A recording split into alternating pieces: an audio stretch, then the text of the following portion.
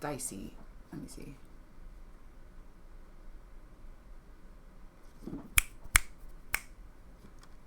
Check 1, 2. Testing 1, 2, 3. Interesting. Okay, give me a second. Properties.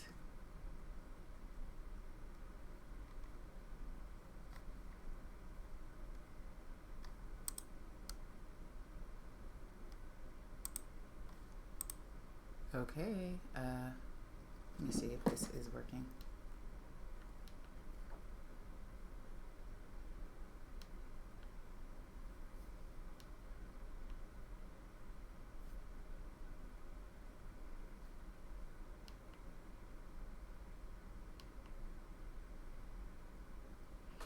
For some reason, my audio isn't capturing.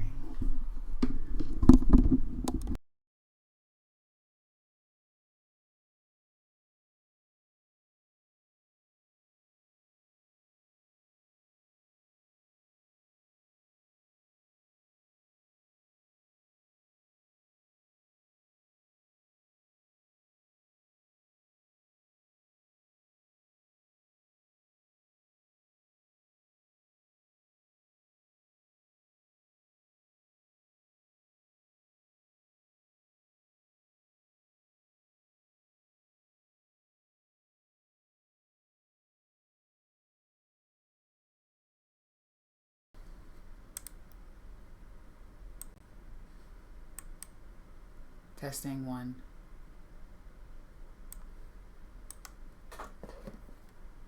Sorry guys, been having technical difficulties all day, hence why I'm late. Let me see.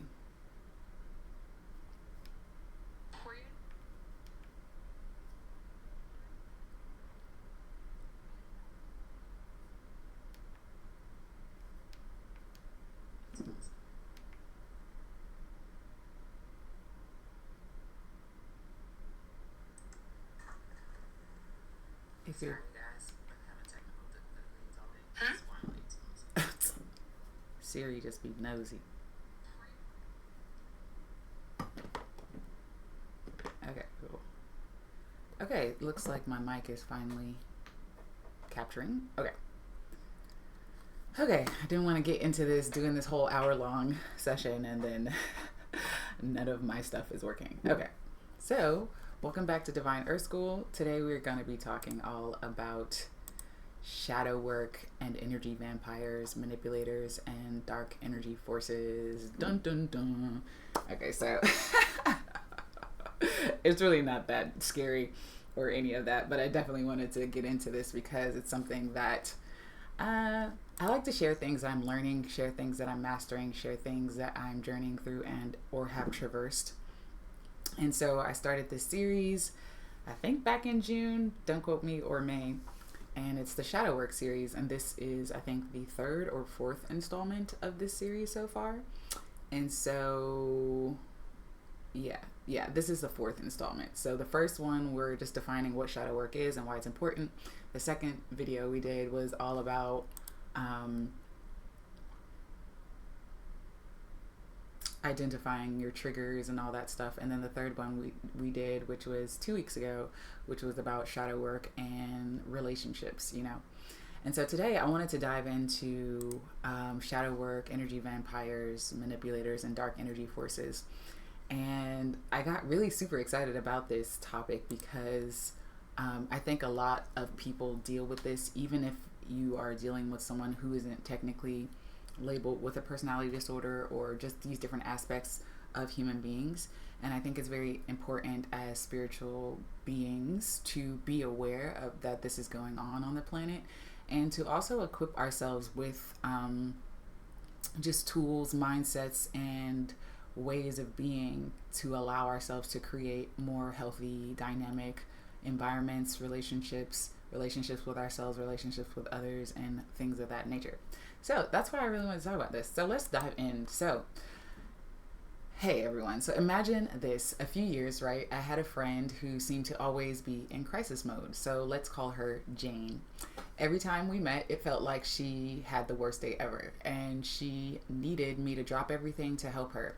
It didn't matter if I had my own things going on. Her problems always took center stage. At first, I thought I was just being a good friend, but over time, I started feeling completely drained after our conversations. My own energy was really zapped, and I realized I was constantly walking on eggshells around her, afraid of triggering her yet another meltdown. One day, after a particularly exhausting encounter, it hit me like a ton of bricks. Jane wasn't just having a bad day, she was actually an energy vampire, and I was her constant source of fuel. That realization led me down the path of shadow work and understanding how unresolved traumas and unhealed wounds can make us susceptible to such negative influences or people in that energetic spectrum, if you will. In this video, I really want to dive deep into how shadow work can help you recognize and protect yourself from energy vampires, manipulators, and dark energy forces. So if you've ever really felt drained, anxious, or manipulated in your relationship, stick around because we're really going to dive deep into that and uncover some powerful truths about that. But before we dive into that, I want to go ahead and invite you guys to this masterclass that we're having on August 8th. Dropping the link in the chat, as well as it should be in the description box below this video. But I'm calling it The Art of Becoming Whole. I really love that title. But it's all about embracing shadow work as a modality to really step into our divinity, step into our wholeness. And so this is all about unleashing the power of our hidden selves with transformative shadow work masterclass. So it's going to be a 2-day live virtual event on August 8th and 9th between 11 a.m. to 4 p.m. It will be recorded. And so over 2 immersive days, we're going to dive deep into the core of your being, uncover your shadow aspects, and transform your life. So this is going to be not only just me spewing information out, but it's going to be like a workshop. So there's going to be time where we're going to sit down, we're going to go through some information, then we're going to do some deep dive and do some actual work. And it's going to incorporate like what I call divine soul creations, where we're actually creating and using our creativity to do the shadow work, right? And so this really is going to be about 8 hours together, 4 hours each day, about incorporating and implementing this stuff into our lives. So powerful insights, we're going to dive into practical exercises and healing practices that will help guide you towards greater self-awareness, personal growth, and authentic relationships. So if that's something that you're interested in, definitely check out the link in the description box. It should be the first link, and the link, or if you're joining me live, it's the link in the chat. Okay, so now that I got that out of the way, I wanted to make sure we tapped on that before we dive into this next shadow work series. Oh, and by the way, it will also include a comprehensive shadow work workbook and all that stuff. So you'll have the recording, you'll get a chance to ask me questions, we'll get to deep dive and do some creative exercises and shadow work exercises and stuff, and actually start implementing this stuff into our lives. So definitely bookmark this date and grab your spot. Okay, so let's dive in. So shadow work and energy vampires, manipulators, and dark energy forces. So in today's shadow work episode, I'm going to cover understanding energy vampires, manipulators, and dark energy forces. I'm going to define that for you. The connection between shadow work and negative influences. We're going to dive into techniques for identifying negative influences, shadow work practices to combat negative influences, energy protection and cleansing, transforming darkness into light, conclusion, and I'll provide some additional resources at the end as well. So let's dive into the first part, which is understanding energy vampires, manipulators, and dark energy forces. So let's talk about definitions. You know me, I always like to give a definition so that each of us are on the same page when I'm talking about these things, because everybody has a different definition, and I'd like to sort of just rein in what I mean by this, okay? So ultimately, I believe that we all have a shadow side, and we all have dark energy within us, right? We all have, just like we all have yin and yang, masculine and feminine, we all have dark and light energy, you know, shadow and light energy within us, right?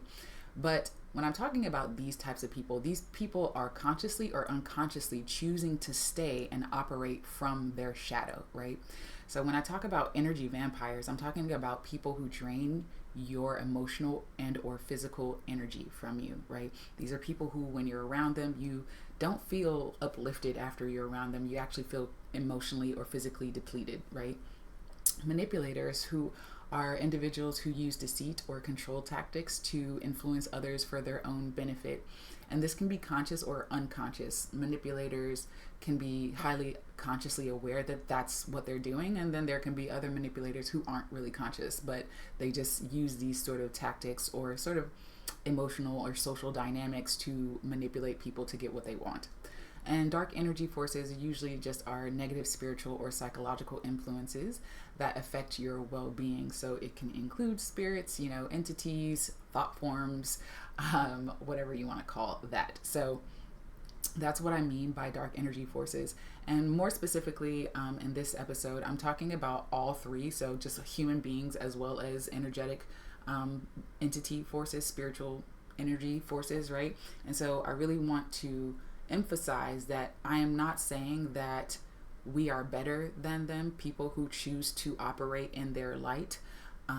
We are not better than them. It's just about choosing to surround yourself with people who are on the same frequency, right? Choosing to be whole rather than fragmented. So when I talk about energy vampires or manipulators or dark energy forces, I'm talking about entities or human beings who consciously or unconsciously, more often than not it's unconsciously, but it can also be consciously, who choose to operate out of their shadow, who choose to turn away from source. If you think of us as energy beings or light beings who are a part of source, energy, God, divine, whatever you want to call it, part of us, what powers our body is that we're connected and tapped into source. But energy vampires or manipulators or dark energy forces choose to get their energy from other human beings, right? And so they no longer are getting their life force energy from source, from God, divine, whatever you want to call it. They're getting their energy from other human beings, right? And so these are, it's not necessarily that these people are, evil per se, but they can have these types of effects on you if you're not aware of this. So this is what we're going to dive into deep. So I just wanted to define this as we move forward. Okay. So now that we're on the same page of understanding that everyone has a shadow, everyone has darkness within us. It's all about intention and how you choose to live your life, right? And on a soul level, if you choose to receive your energy from source or if you choose to receive your energy from other human beings, right? Okay. So let's talk about understanding energy vampire manipulators and dark energy forces. So common traits and behaviors, right? This is not an all exhaustive list. These are just some of the main ones that I've seen happen in my own life and friends and family and all the good stuff, right? Okay. Clients and all that stuff. Okay. So common traits and behaviors, constant neediness, right? So energy vampires often exhibit a constant need for attention and support, draining your energy and time without giving anything in return. Examples, they may frequently call or text you with their problems, always expecting you to listen and provide solutions without ever reciprocating the support. Another example is they are the ones who constantly are talking in the conversation and doesn't really give you energy to talk or share or is even open or willing to hear your side of the story, right? Manipulation. Manipulators use various tactics to control and influence others for their own benefit, often at the expense of others' victims' well-being. Example, they might use guilt trips, play the victim, or twist facts to get you to do what they want, making you feel responsible for their happiness or success, right? If this makes sense, definitely drop a thumbs up in the chat. Okay. So example, so using guilt trip, playing the victim, or twisting facts to get what they want. So those are examples of common traits and behaviors. Other ones are gaslighting. Gaslighting is a form of psychological manipulation where the manipulator makes the victim doubt their own reality, memory, or perceptions. So an example of this is they might deny things they've said or done, make you question your sanity, or blame you for things that aren't your fault, eroding your confidence and self-trust, right? Another trait and or behavior is blame shifting. Energy vampires and manipulators rarely take responsibility for their actions and often shift the blame onto others. So examples of this is if confronted, they might accuse you of being overly sensitive or irrational, making you feel guilty for calling them out on their behavior, right? So not taking responsibility for their behavior in the relationship, right? And blaming you for their behavior, right? Exaggeration and lies. These individuals often exaggerate their problems or fabricate stories to gain sympathy and attention. So this like energy, like manipulation, can be paired with lying, right? So examples is they might tell you sob stories about their hardships, blowing things way out of proportion, or even inventing stories and details that didn't really happen, to elicit your empathy and support, right?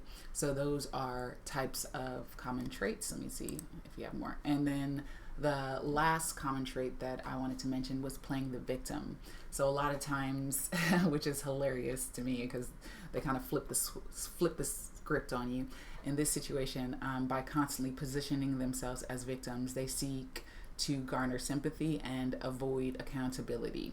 So examples of this might be they might constantly talk about how everyone is against them or how unlucky they are, or making you feel compelled to help them and support them by just sort of, playing the victim, poor me role, right? So by understanding these common traits, you can really better recognize when you're dealing with energy vampires, manipulators, and dark energy forces. And sometimes I don't even like to give it those type of labels, but for the algorithm, sometimes it's just easy. These are just normal human beings sometimes who just like to operate in their shadow and or choose to unconsciously choose to receive their life force energy from other human beings rather than from divine source energy, God, the God within them, right? And so by operating out of their shadow, it has this pulling effect on you, which feels like an energetic, vampiric type of game that's going on, right? So this awareness is the first steps towards protecting yourself and maintaining your energy and well-being, right? So it can get really dark, to really like harm, danger, abuse, like physical abuse, and then it can get to just emotional abuse or just things, influencing your thought forms. When we're talking about spiritual entities and spirits, right? Who just are influencing your thought forms. Maybe you have a dark thought and then all of a sudden you have a cascade of them, and then they move you down into this whole other, state of being, right? So we're just talking about energy as well as humans, right? So those are the common traits and behaviors of these types of entities. So recap: constant neediness, manipulation, gaslighting, blame shifting for exaggeration and lies, and playing the victim. Okay, so let's talk about the connection between shadow work and negative influences, right?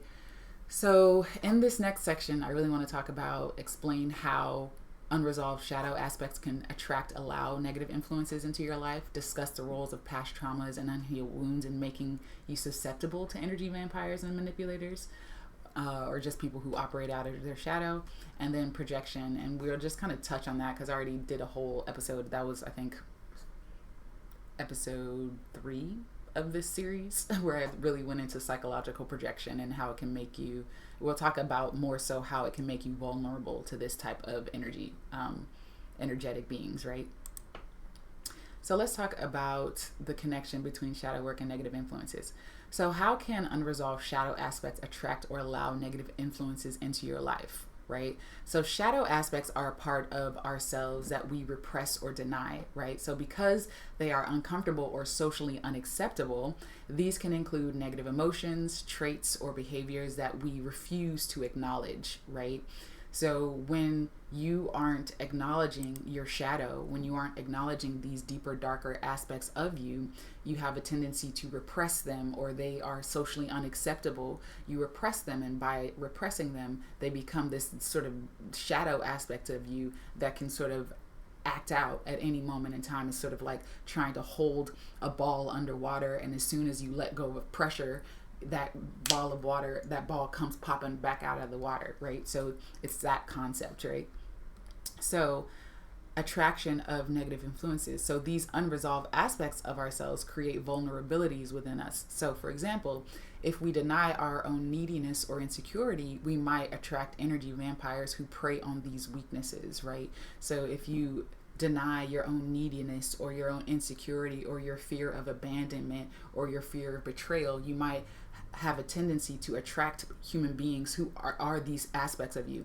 And the spiritual aspect of it is that you're not only a vibrational match to this, but it's almost like if you want to call it a test. I don't really see it as a test, but it's almost as if the universe is like, wake up. This is what your energy signature is. This is what your energetic blueprint or your energetic tapestry is right now. And so you're going to continue to attract these type of people into your life, right? Because there's aspects of your shadow that you haven't dealt with, or you haven't really become spiritually aware of, you know, the different aspects of yourself. And so because of that, what happens is you become a vibrational match to these entities, because you have your own shadow that is operating in your unconscious, right? And so you become vibrationally matched to this until you heal this in your inner shadow and reintegrate it into the wholeness of who you are. Hint, hint, wink, wink, becoming whole. You step into your wholeness, step into your divinity. Then you no longer are a vibrational match to these human beings or dark forces or energetic entities, right? So unresolved shadow aspects emit a certain energy that can attract people who resonate or seek to exploit that energy. So this is often unconscious, but can be very powerful in drawing negative influences, right? So let me explain how unresolved aspects can show up with these negative influences, right? So behavioral patterns. So we already talked about the energy dynamics, right? But behavioral patterns. So pointing out that unresolved shadow aspects can lead to repetitive patterns of behavior that keep us stuck in unhealthy relationships or situations. So for example, someone with unresolved issues around abandonment may repeatedly attract manipulative partners, right? Like I already said, right? If you have a sense of fear of abandonment or betrayal or fear of rejection, you might continue to, like, let's say in relationships, you continue to attract emotionally manipulative partners or emotionally unavailable partners, right? Because you haven't healed this inner shadow of neediness or insecurity within yourself. So you don't feel whole. And so that energetic vampire or manipulator or dark force, whatever is like, oh, great, I can prey on this person because they have this void within them. And it's not conscious, guys. Most of this is unconsciously happening, right? So it's like, you know, it's sort of like how a lot of times one of the things in like love relationships is, you know, that first initial spark that a lot of times people have is like when like someone says, you know, my love radar is just completely off. I keep attracting Mr. Wrong or Mrs. Wrong or whatever, right? Miss Wrong. And like a lot of times that happens to be like when you attract these type of shadowy type people who operate out of their shadow, is because you have your own shadow that you haven't healed yet, right? And it's going to be a repeating cyclical pattern because in that initial phase, it feels like love, it feels like lust, it feels like, oh, you can't live without this person, because honestly they're representing dark aspects of you that you haven't sat down and moved through, your traumas and your unhealed wounds or inner child wounds and stuff like that. And so because you haven't healed that, you are unconsciously attracted to someone to reflect back to you your own wounds over and over and over and over and over again, right? It's kind of crazy, but it's actually pretty powerful when you think about it. It actually makes me excited to talk about it because it's like, this is a path, not the path, but a path to liberation, right? When you really grok this stuff, it's really truly powerful path to liberation, because then you can break that cycle, you can break that generational curse, you can break that, you know, repeating pattern in your life and move out of being a vibrational match to these types of human beings or these dark energetic forces, right? So the connection, let's talk about the role of past traumas and unhealed wounds in making you susceptible to energy vampires and manipulators, right? So trauma and vulnerability, right? So past traumas create emotional and psychological wounds that leave us more susceptible to being exploited. For example, childhood neglect can lead to a constant need for validation, making one an easy target for manipulators, right? So let's say, and it doesn't even have to be that deep, like let's say your parents were just always busy working, you know what I mean? And so as a child, it's not necessarily that they neglected you, but maybe they were always busy. So by the time they got home, they didn't really have time or the energetic bandwidth to hear you listen and tell your little story about, your 5-year-old life, about what happened in class, science class that day, and so you developed an inner childhood wound of feeling emotionally neglected and feeling like you weren't supported, right, on an energetic or emotional level, right? And in that instance, you developed a shadow of this sort of feeling of lack of validation or lack of being heard or seen or understood, right? And so you have this neediness or this desire to want to be validated, which is normal on a healthy relationship. There is a reciprocation and validation and understanding and spaciousness for true communication, healthy communication. But if that's not being had, let's say in your childhood or even in your adulthood, it doesn't have to necessarily be in your childhood, but a lot of times it is in our childhood, right? A lot of these wounds that us adults are walking around carrying is happening because it happened in our childhood and we never really faced it or had the tools to deal or develop the tools to face these shadows, right? And so because of that, you become more susceptible or an easier target for these types of energetic entities, whether human or non-human, right? So emotional triggers, right? So certain situations or people can trigger past traumas, causing us to react in ways that are not aligned with our true selves, right? And so let's say this can really make it easier for energy vampires to drain us or for manipulators to control us, right? So when you're operating out of your trauma, when you're operating out of your shadow, right, because you haven't looked at it or healed it or whatever, a lot of times what can happen is that it makes you, it's almost like, I'm trying to think of an analogy. It's almost like, if you were like this light in a dark forest, right? And then all the entities are like looking at you like, oh, wow, but let's say you have like, not the light, but let's say you are this specific type of flavor or color, right? And so that color is attractive to these types of entities or energies or human beings, right? And because you are attractive in that way, you become a target because you are walking around,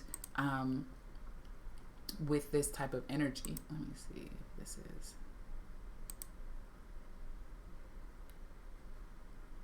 if that makes it better or worse. I feel like that makes it worse. Okay, I'll leave it alone. Okay, so, and then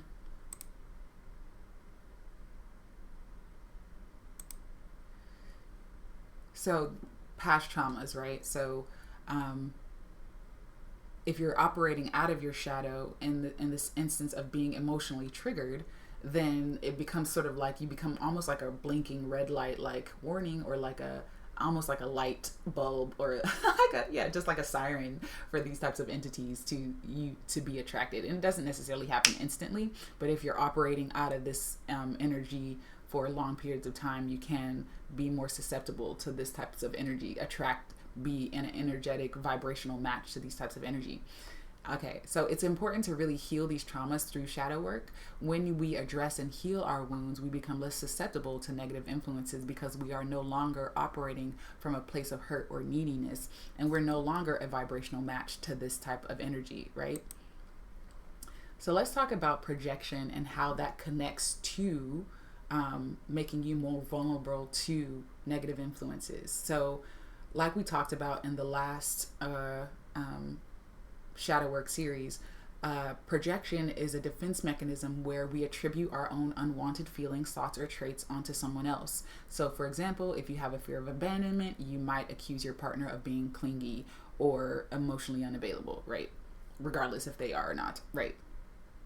Manifestations in relationships looks like projection can cause misunderstandings and conflicts in relationships. So for instance, projecting your insecurities onto others can create unnecessary tension and make you more vulnerable to manipulation, right? So vulnerability to negative influences. So this is how projection makes you more vulnerable. So when we project our shadow aspects onto others, we fail to see people and situations as they truly are. So this blindness can allow energy vampires or manipulators to exploit our weaknesses because we are not fully aware of our own behaviors and motivations, right?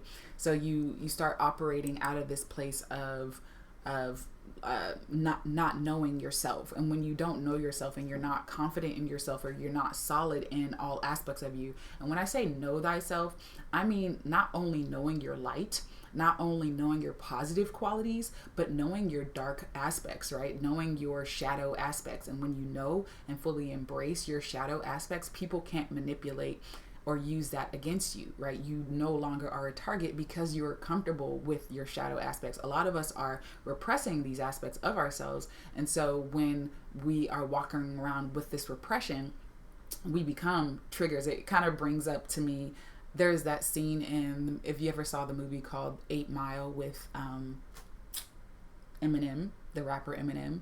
And there's like sort of the last, like the second to last scene where he has a rap battle and he like wins the battle. And so like all the rappers, right, in this instance are like attacking his character, right? They're attacking everything about him. Like he's poor, he's, blah, blah, blah, blah, blah, right? All these different aspects that he has, right?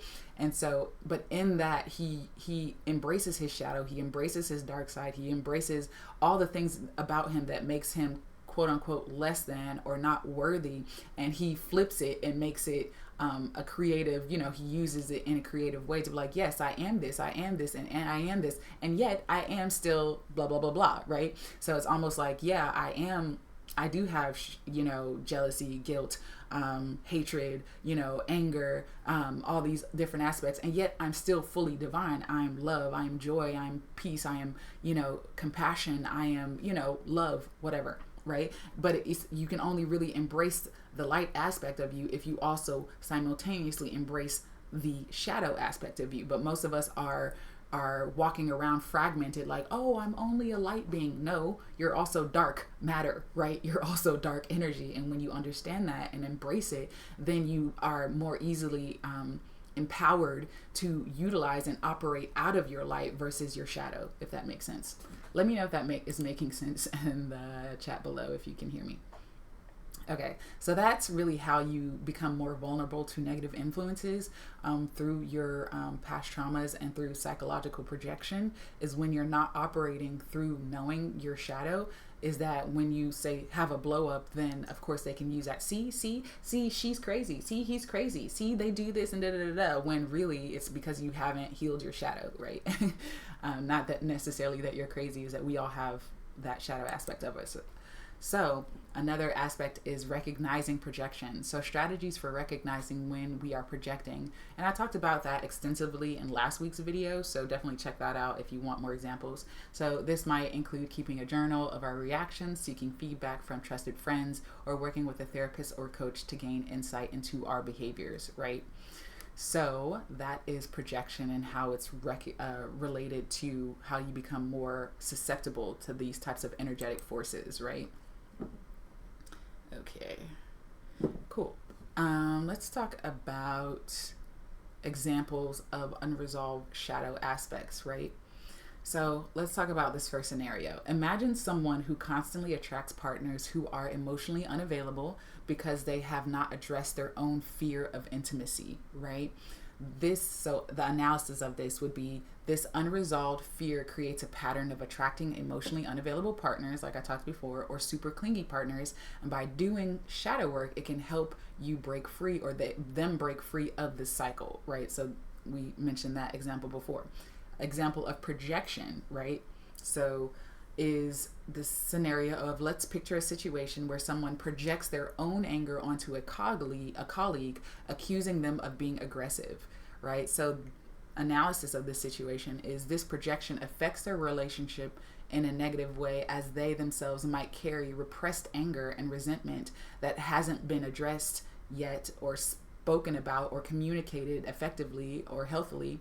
And by recognizing this pattern and doing the inner work, it can help improve their interactions moving forward, because then you can sit down and say, okay, we need to have a talk, right? Like, you've been crossing a boundary and I'm over here angry and I blew up at you because I've been holding on to all this repressed anger towards you, blah, blah, blah, blah. But when you deal with your shadow and say, no, I deserve, like, when you're operating your shadow, you walk in sort of this sense of worthiness, right? And so you're not afraid to have those scary conversations, because you're not afraid to lose friendships or because you know that true friendships, true partnerships, true symbiotic relationships are healthy relationships where you can both deal with your shadow in healthy ways and no longer operate from the deep dark energy of repression and having to shut off or compartmentalize different aspects of yourself, right? So when you're in true healthy relationships, whether it's platonic or intimate relationships, this dynamic is embraced no matter what it is, right? Because you understand that we all have bad days, we all have shadow, we all have different energy and emotions that arise, right? And it really takes a high level of emotional intelligence, right, to be operating from this way, right? So that's an example of projection, right? So let's talk about exercises. Just tapping into, and I've dove into this more in other previous episodes, but self-reflection questions to ask yourself at this moment are: what traits in others do I find most irritating? Or when do I feel most defensive? Another question is: who in my life triggers a strong emotional reaction and why? There's so many other questions, but you can start with those three, right? To kind of start uncovering and peeling back the layers of your own shadow. And then mindfulness practice. Last session, I introduced a mindfulness exercise to help you become more aware of your thoughts and feelings, making it easier to catch moments of projection, right? And then journaling. You can use journaling as a way to track patterns of projection and uncover hidden shadow aspects, right? So let's talk about techniques for identifying negative influences.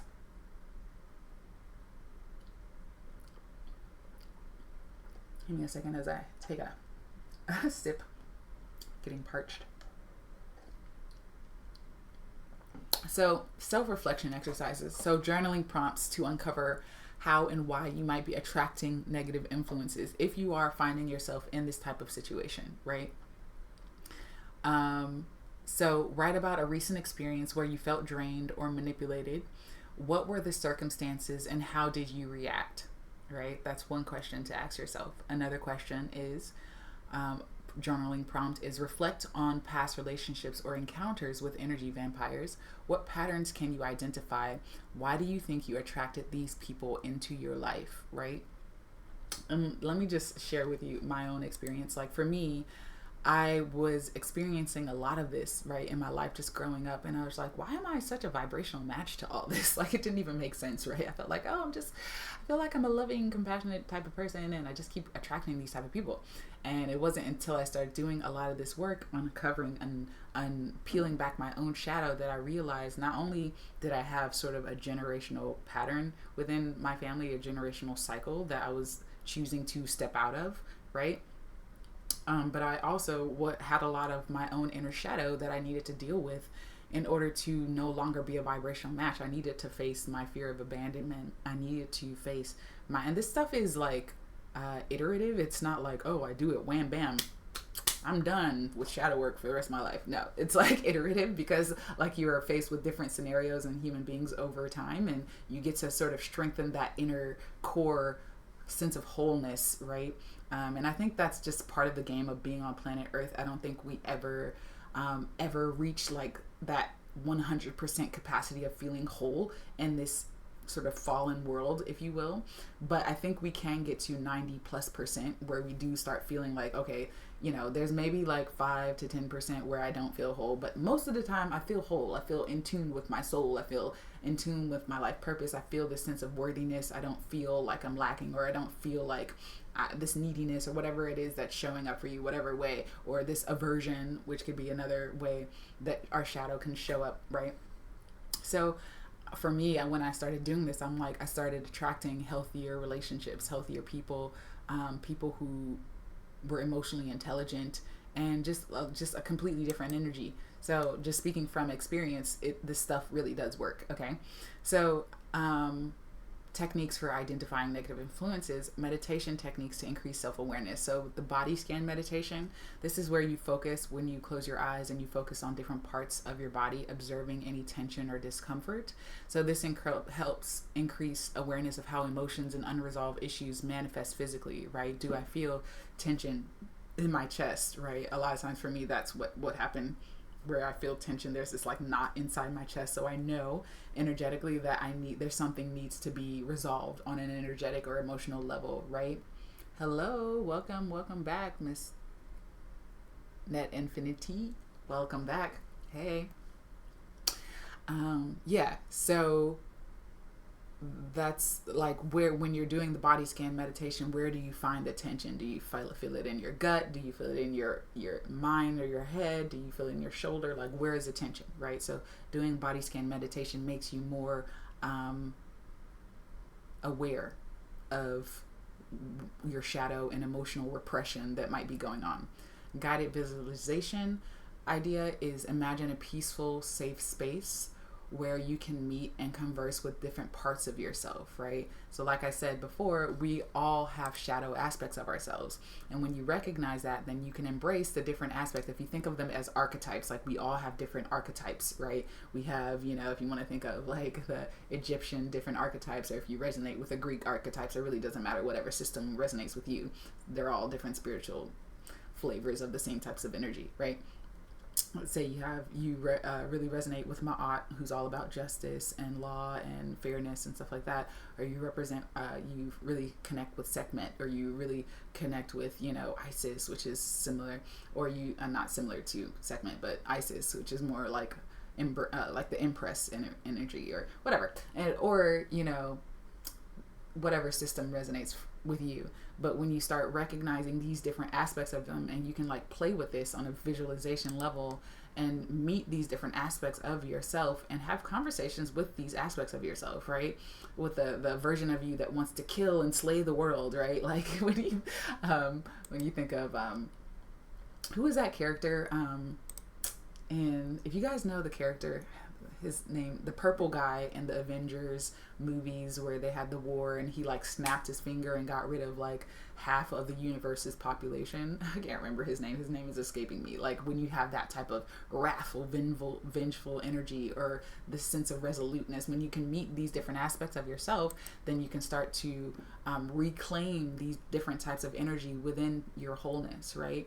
So this can really help foster acceptance and understanding of your shadow aspects, right? And so you're no longer pushing away these negative or unwanted traits, but embracing them as different aspects of you. And when you do that for yourself, then you automatically or inadvertently are able to do that for others, right? So let's talk about behavioral signs of energy vampires and manipulators. So I already talked about this, but I'm just gonna dive deep into some more aspects, right? So recognizing red flags when you're dealing with energetic vampires, manipulators, dark energy forces, right? I think I mentioned this before, but let's just do another deep dive for those of you who are just joining, and just so we're all clear the types of energy that people who operate out of their shadow can exemplify. Constant need for attention, description. So here, energy vampires often demand excessive attention and validation. They tend to monopolize conversations and redirect the focus back to themselves, right? Example, a friend who always talks about their problems and rarely asks you about yours, leaving you feeling unheard and unappreciated, right? Lack of empathy. Manipulators and energy vampires often lack genuine empathy. They may feign concern, right? Fake it, but their actions rarely support their words, right? So for example, a colleague who dismisses your feelings or concerns and only shows interest when it benefits them, right? Gaslighting. Manipulators use gaslighting to make you doubt your reality or sanity, as I mentioned before, and they may deny things you've said or done, or accuse you of being overly sensitive or paranoid, right? So for example, a partner who insists you're imagining things or overreacting when you confront them about their hurtful behavior, right? So those are three. There's more. Here's three more.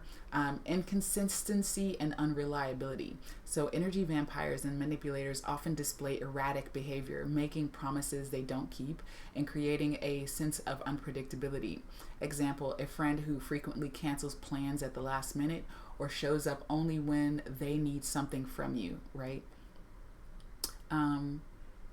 So inconsistency and unreliability.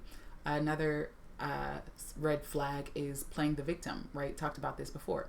Manipulators may portray themselves as perpetual victims to elicit sympathy and manipulate others into meeting their needs. For example, a family member who always has a crisis and expects you to drop everything to help but never reciprocates. Anytime I have one of those laughs is because I'm recalling times in my life where I've received this type of behavior. Anyways, control and domination, right? They seek to control and dominate others, often using guilt, obligation, or fear to maintain their power, right? So, for example, a partner who dictates how you should dress, who you should see, or what you should do with your time, right? So they are controlling or dominating. They don't want you to have a mind of your own, right? Sort of usurping all your energy in that sense too. So here are some emotional cues that you have been attacked by the energy vampire. I'm just kidding. I'm overly exaggerating, but real talk though. Emotional cues. Feeling drained, right? So one of the most common signs of dealing with an energy vampire is feeling emotionally or physically exhausted after interactions, right? Notice if you feel tired or depleted after spending time with a particular person as opposed to feeling energized or uplifted, right? Another way is feeling anxious or on edge. Manipulative individuals can create a sense of anxiety or unease. You might feel like you're walking on eggshells around them, like you can't really let your guard down or truly be yourself, right? An example is if you are constantly worrying about saying the wrong thing or triggering a negative reaction from someone. This is a significant red flag when you can't just let out, unbutton your pants and let out your britches, you know what I mean? And you can't just kick it and sit back and be yourself, then that's really a red flag, right? That means that you're siphoning different parts of yourself off because you no longer feel comfortable in that person's energy. You're walking on eggshells because you don't want them to blow up, or you don't want them to have some type of emotional reaction that makes you feel uncomfortable or whatever, right? So that's a red flag, right? Feeling manipulated or controlled, right? Just flat out manipulation, right? You might have a nagging sense that your actions and decisions are being influenced by someone else's desire rather than your own, right? The sense of feeling guilty or being shamed for having your own mind, or shamed for doing what you want to do, right? So reflect on whether you often find yourself doing things you don't want to do because you feel pressured or guilt tripped by someone, right? So this is another sign of being in the presence of someone who exemplifies this type of energy of emotional vampirism and manipulation and dark energy forces, right? Another emotional cue is feeling unheard or invalidated, right? Energy vampires and manipulators often disregard your feelings and perspectives, making you feel invisible or insignificant. So if you frequently feel like your voice doesn't matter or your concerns are brushed aside, it's a clear emotional cue that you are with someone. And this is something that happens repeatedly. Even in healthy relationships, there are times when you might feel unheard or invalidated, and it might not necessarily be that your friend or loved one or something is an energy vampire, right? It might just be maybe they're having a bad day or they don't have enough energy to really listen to you. So, but the types of this type of behavior that I'm talking about with feeling unheard and invalidated, this is something that's chronic all the time, right? Like this, where it's happening like over 50 to 60% of the time, right?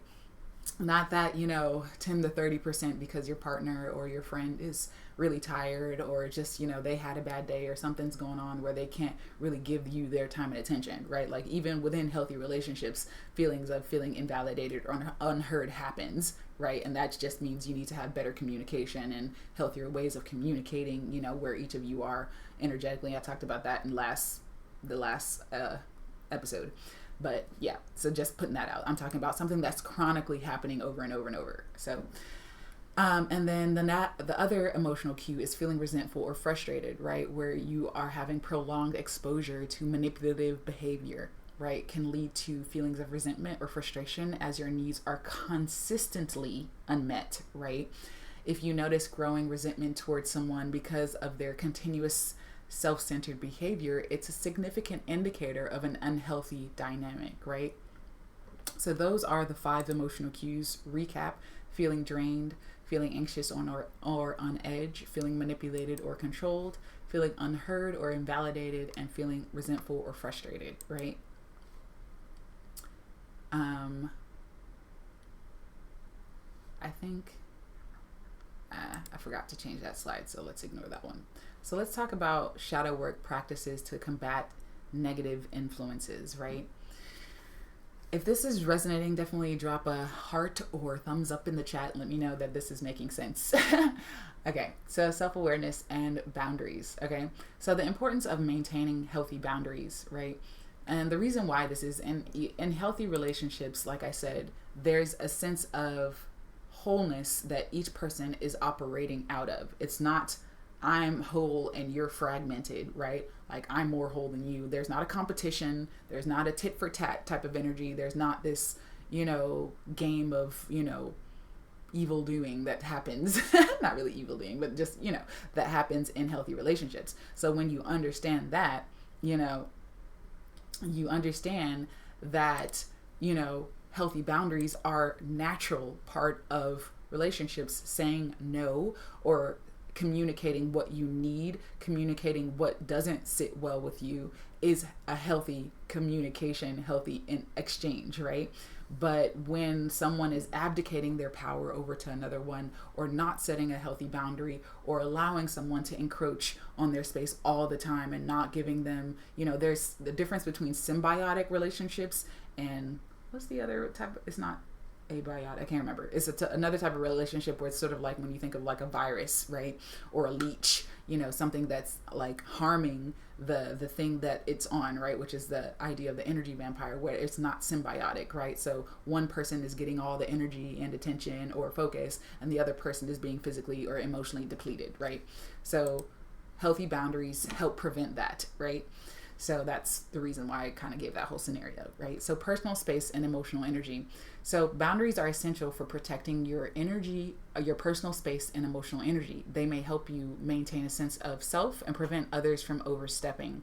Think of boundaries as a protective shield that keeps you from being drained by others' demands and manipulations, right? And this more so goes, when I say demands and manipulation, this is more so talking about dealing with these types of negative energy beings or human beings who operate out of this energy, right? So respect and self-worth. Healthy boundaries are a reflection of self-respect and self-worth. They signal to others that you value yourself and expect to be treated with respect, right? For example, establishing boundaries in your relationships show that you honor your own needs and expect others to do the same, right? We're all divine, right? No one's any less divine than the other, right? So when we understand that there's enough to go around, there's abundance to go around, we can all feel loved, whole, and complete, right? We don't have to manipulate or do all these other emotional tactics to try to feel whole, because we're all whole, right? So mental and emotional well-being, right? So setting boundaries is crucial for your mental and emotional well-being. They help reduce stress, prevent burnout, and foster healthier interactions. For example, clear boundaries help you manage your time and energy effectively, ensuring you have enough resources for self-care and personal growth, right? So exercises for recognizing and asserting your boundaries. So self-reflection journaling. So an exercise in this instance is spending time journaling about situations where you felt your boundaries were violated. Reflect on how you felt and what you could have done differently, right? So this exercise helps you identify patterns and areas where you need to establish stronger boundaries, right? Where do you feel like a boundary needs to be put up because you are being overly taxed or overly whatever, So just spend time reflecting on how you felt and what you could have done differently, right? And then sort of practice that moving forward. Boundary setting practice is practice saying no in low stakes situations to build confidence and asserting your boundaries, right? Start with small requests and gradually move to more significant ones, right? Regular practice makes it easier to assert your boundaries in more challenging situations, especially if you are a people pleaser, like a lot of my clients usually are people pleasers or recovering people pleasers, right? And learning how to say no, right? And someone who overly has become a doormat in their own lives, right? And then visualization techniques, right? Visualize a protective barrier around yourself that allows positive energy in while keeping negative influences out. Use this visualization in moments of stress or boundary violations. I feel like I shared one of those visualizations on here where you sort of visualizing yourself being surrounded by golden armor or like impenetrable diamond armor. So Use this visualization in moments of stress or boundary violations. And the benefit is this mental practice reinforces your sense of personal space, feeling safe and okay in your own body, safe in your own space and environment, and helps you maintain your boundaries, right? And role-playing scenarios, right? So this is the last sort of exercise you can try, is role-play boundary setting conversations with a trusted friend or therapist, right? Or a coach, right? Practice different scenarios where you need to assert your boundaries, right? Role-playing builds your communication skills and prepares you for real life situations. So for example, here is a role play. You would, have one friend play the role of, the person who isn't you, and then you play you, right? And so let's say you say, "Hi, Jessica. I appreciate our conversations, but I've noticed they often interrupt my workflow. Could we maybe schedule a specific time to catch up instead of dropping by my desk unannounced," right? And then maybe Jessica in response says, "I didn't realize it was bothering you. I thought you might enjoy a break," right? And then you in response could say, for example, "I do appreciate the break, but I need to focus during work hours to meet my deadlines. So let's plan to chat during lunch or after work, if that works for you," right? So that's an example of a role-playing conversation that you could have if you have sort of a colleague or business person who continuously interrupts your time and focus on intention on things that you were trying to work on, right? So role-playing scenarios helps you to reestablish your boundaries, because then you get to practice communication versus it just being in your head, right? Okay. I'm going to take another sip break. Ooh, been going for about an hour. Let's see. We're almost through. Probably like about 6 more slides. I really wanted to dive deep into today's topic because this stuff is super juicy when you really get it.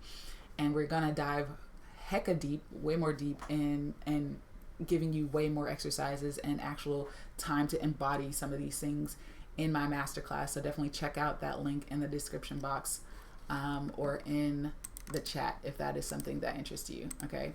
That's happening on August 8th through 9th, so check that out.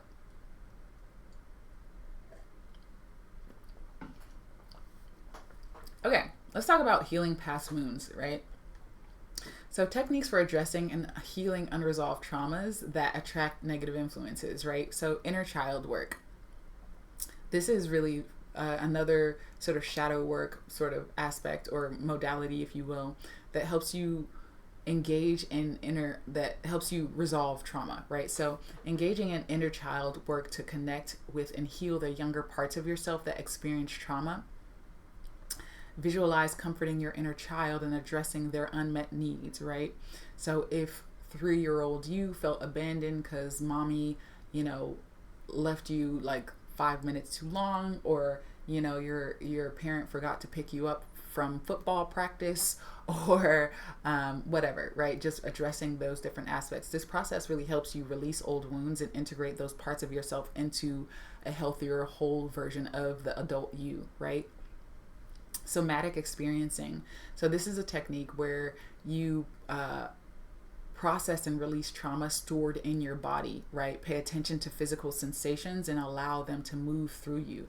Can you be spacious and aware and open enough to allow yourself to feel your emotions, to allow your emotions to be? And as you, another added benefit is you can add the visualization of sort of a light. You could be any color that resonates with you. Let's say it's green or pink or whatever, and you imagine moving that energy along with the emotion. Let's say the emotion is stuck in your chest or stuck in your gut, and you can allow yourself to feel the emotion, and then you can gently imagine, this pink light moving that energy and like coalescing with it until it dissolves or reintegrates with your heart, right?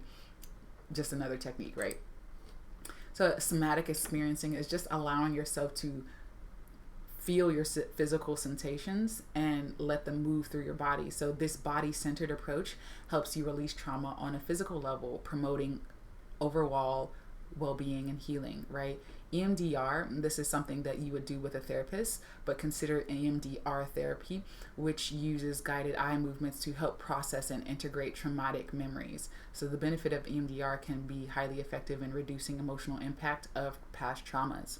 And then another one is mindfulness meditation. So practicing mindfulness meditation, staying present to observe your thoughts and emotions without judgment. This helps you gain clarity of unresolved issues, right? Rather than it being sort of jumbled up in your unconscious, right? And so mindfulness increases self-awareness and reduces the power of past traumas in your current life over your current life. Another thing that you can do is loving kindness meditation. So these are different types of meditations. Let's say this meditation is practice engaging in loving kindness meditation, where you send feelings of love and compassion to yourself and others. Start with yourself and then expand outward, right?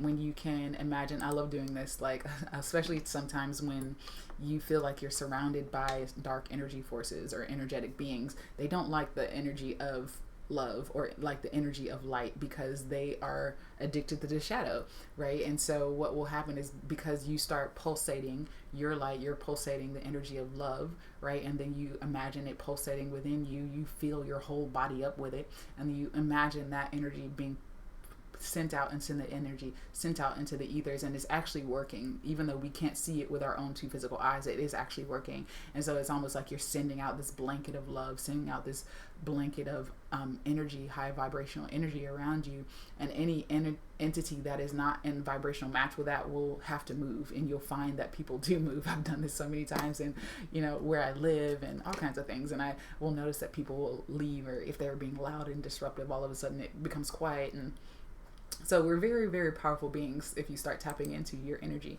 right? Self-compassion exercises. So write letters to, let me finish this. So the benefit of the loving kindness meditation, this practice fosters self-compassion and helps you cultivate a forgiving and loving attitude towards others as well.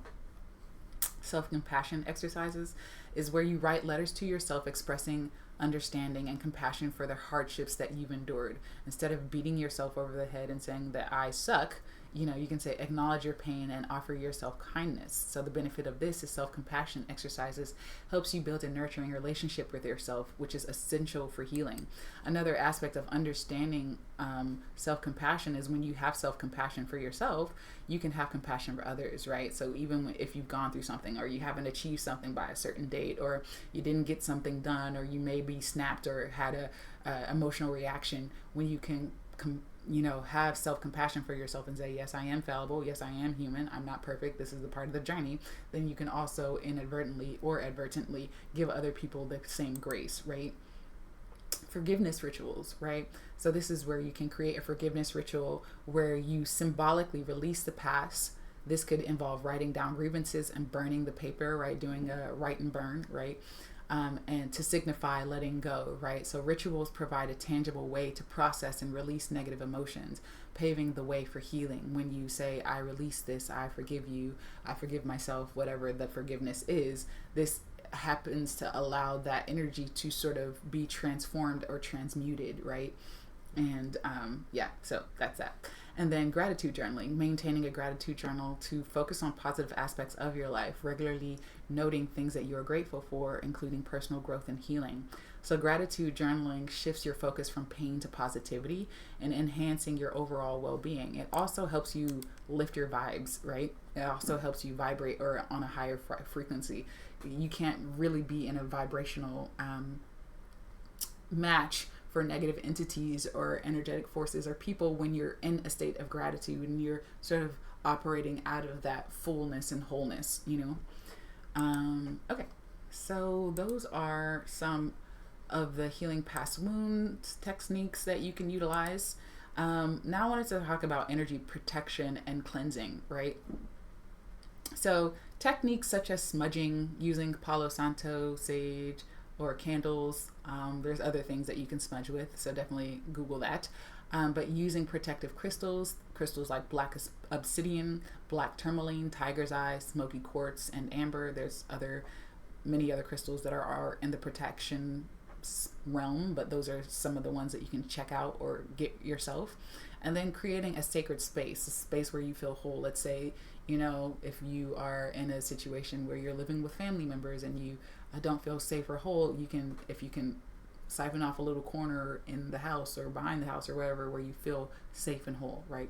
Another energy protection thing that you can do is prayer. Prayer is very, very powerful. And prayer is something that is not only a one-way street. Prayer is a two-way. Prayer is communication, right? So when you understand that prayer is communication, not just you requesting, oh God, oh Archangel Michael, oh do this, but it's creating that communication, receiving guidance as well, receiving and being open in whichever clair you receive guidance. And the guidance could be, clairaudience, clairsentience,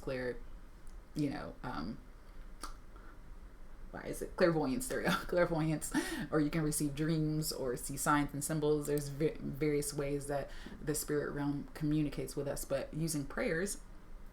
And I like to use Archangel Michael for protection of like materialistic things or my physical well-being, Raphael for healing, Uriel for clear sight and seeing, vision. So like if you feel like your sight is being clouded or you can't see clearly, like you feel like maybe you're being backstabbed or something's going on in the dark that you can't see, and you want to have more clarity, then you can ask Archangel Uriel to send you more clear sight and vision, right?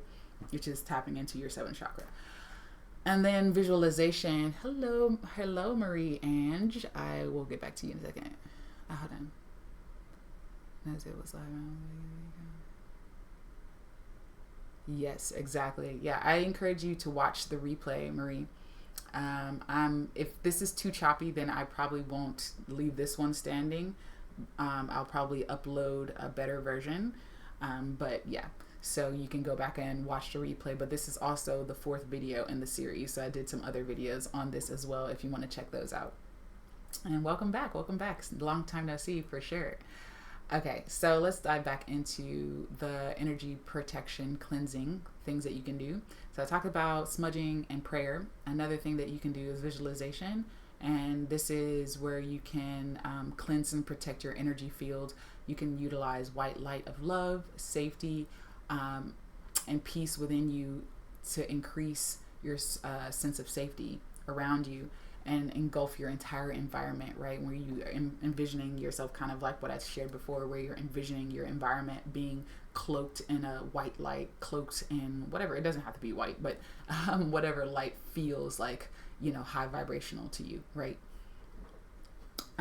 So using that as a visualization. And the funny thing is, you guys, like when you understand this, that we are energetic beings, and you think that visualization is doing nothing, but it really is. But because we are our senses, as beautiful and powerful as they are, they're still very limited. So they only can see maybe, let's say, 5% of what's actually around us and this, energetic matter, right? A soup of life, right? So when you're visualizing, what you're doing is you're tapping in to that other 95% that you can't actually physically see, hear, taste, or touch, right?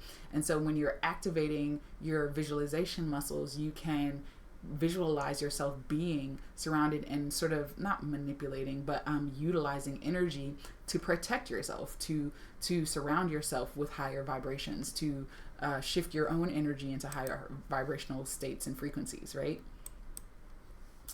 And then let's just talk about what's next. Okay, cool. So we are wrapping up. Just trying to see where we're at. We are wrapping up. So transforming light and darkness into light, right? So basically, the benefits of integrating your shadow into your shadow self, into your conscious life, is that you are going to move into operating from a sense of wholeness, operate from a sense of worthiness, no longer feel like a doormat or like a slave or like a pushover or a people pleaser, if that's someone like you, or feel like your needs aren't being met, or you feel unheard or invalidated. You'll start to attract more loving, reciprocal, healthy relationships, whether that's platonic relationships or whether that's a love relationship or intimate relationships, right? So it increases your ability to have healthier relationships, not only with yourself, loving and feeling worthy within yourself, but also attracting like minds, right? So that's really one of the main benefits. And then just operating out of your wholeness, right? Like there's nothing more powerful than knowing yourself on a deeper level, knowing your strength, knowing your weaknesses, and moving from, your wholeness, right? When you can accept these different aspects of yourself, you're no longer walking around repressed. And on an energetic level as well, you're clearing your energetic body, you're clearing your aura, you're clearing these different, your chakras and realigning them. And you're no longer being a vibrational match for disease, for sickness. You're no longer lowering your immune system because of stress. You're no longer accepting burnout as an option. You're no longer stressed out. You know what I mean? So when you're doing this inner shadow work, it really has so many like cascading benefits. And then you can pass this down to next generations if you have kids or, you know, nieces and nephews or whatever, and start sharing this information so that we can start operating more from our wholeness versus our fragmented selves, right? And so those are really the powerful benefits of integrating your shadow and living authentically, right? So shadow work helps you to live more authentically and empowered life, because it helps you sort of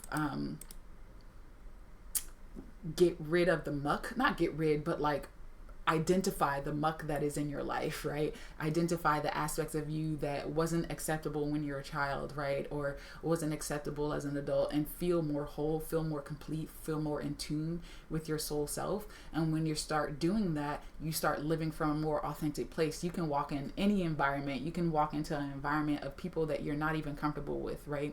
Maybe, you know, let's say that you are a African-American female, and all of a sudden you're walking into an executive board meeting all full of white males, right? And then, but you, instead of feeling cowering, like, oh no, I should hide pieces of myself, you can walk in with confidence because you know who you are, and you're good either way of whatever the outcome is, you know what I mean? And so you start, just for an example, that was just a random example that came to my head.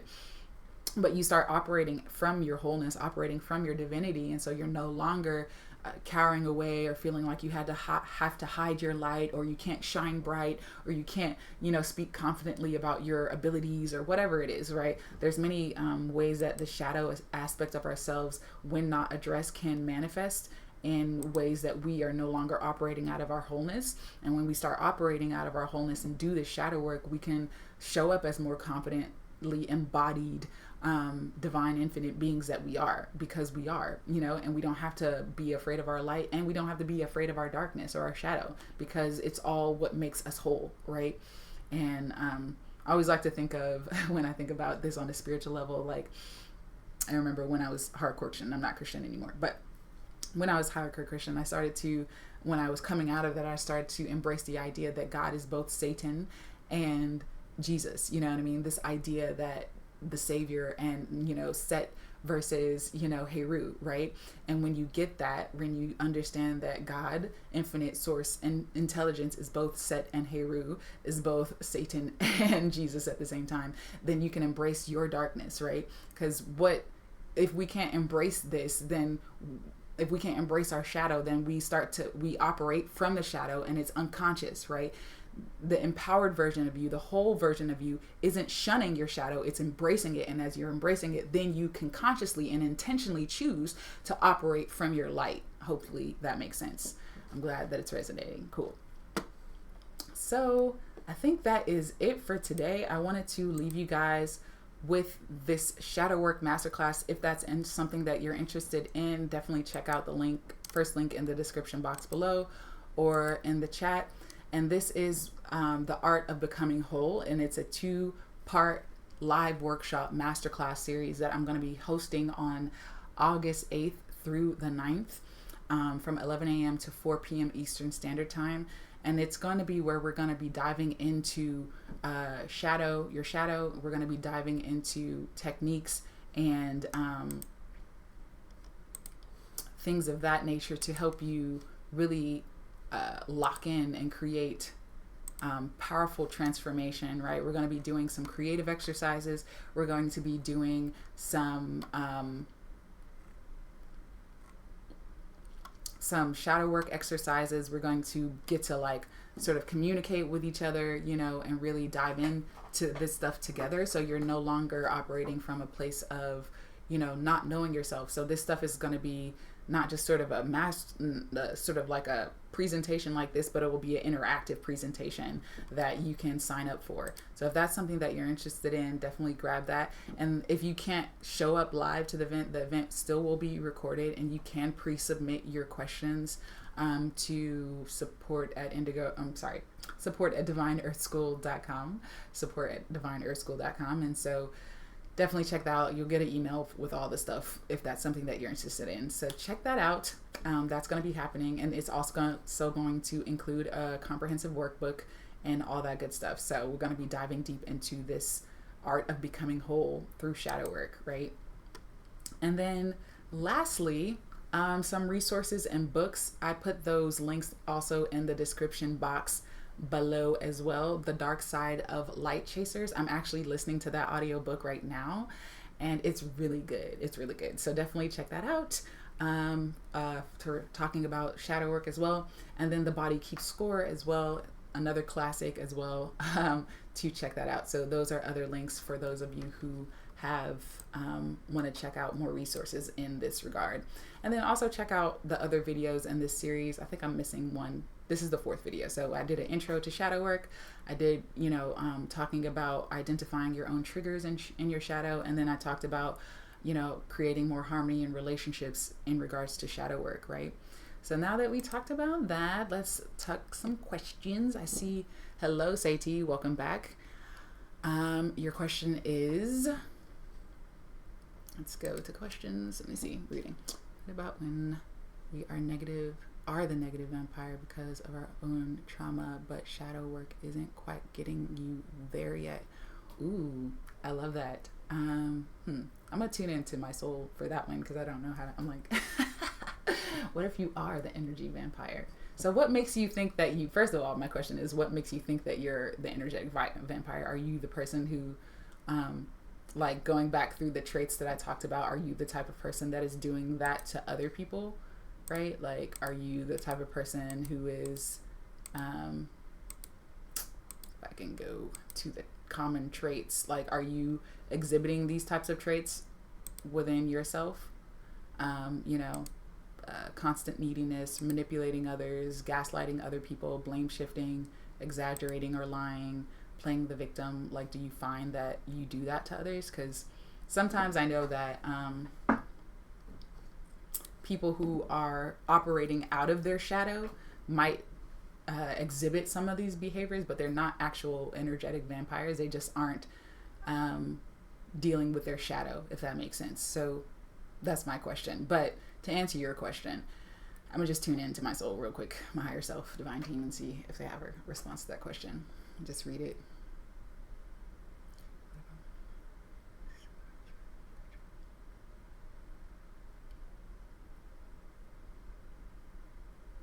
What about when you are? So the question is, what about when you are the negative vampire? So what are you wanting to know, like, in regards to that? Like, are you wanting to know how to not be a negative vampire? Or are you wanting to know, like, how to heal and get over that? Like, what is the question, I guess, is what I'm asking for further clarification. Yeah, Miss Weird Family just like, ask for more clarity, because I can respond to you in that regard. If you have any more questions, like, to clarify what you mean by that, I'll give you a moment.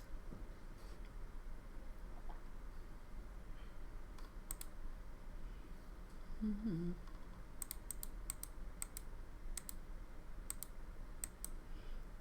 If you can clarify your question a little bit further, Sati, I can answer you.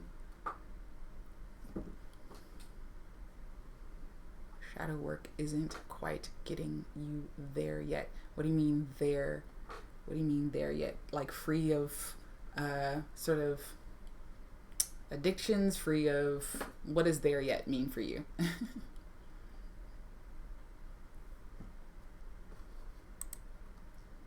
Free of, like, energetic behaviors that you want to release. Like, what does there yet mean for you?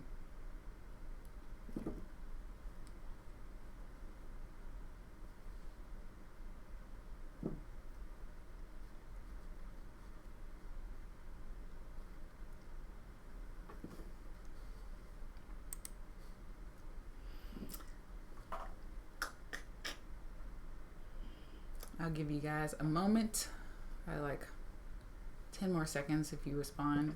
If not, feel free to post your question below the video and I'll try to answer it as best as I can. I want to clarify because I feel like I can take that response in several different ways, but I want to make sure that I'm answering your question to get you the answer that is most beneficial for your highest good and those that are watching as well.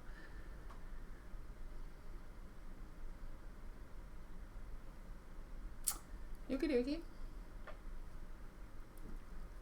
So remember, as always, flow with what feels good and let go of what doesn't, because you are divine. You are a divine being and your soul knows exactly what you've come to explore and experience while on this planet.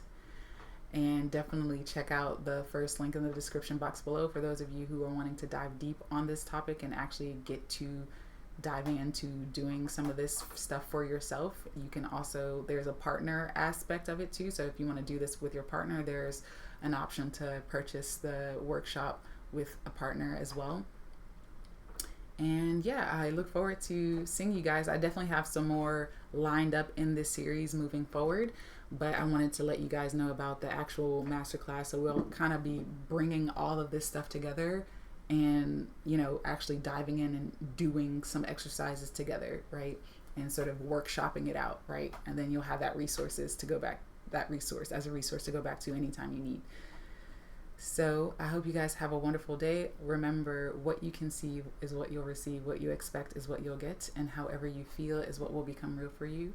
So vibrate higher, and I will chat with you guys next time. Peace, love, and light.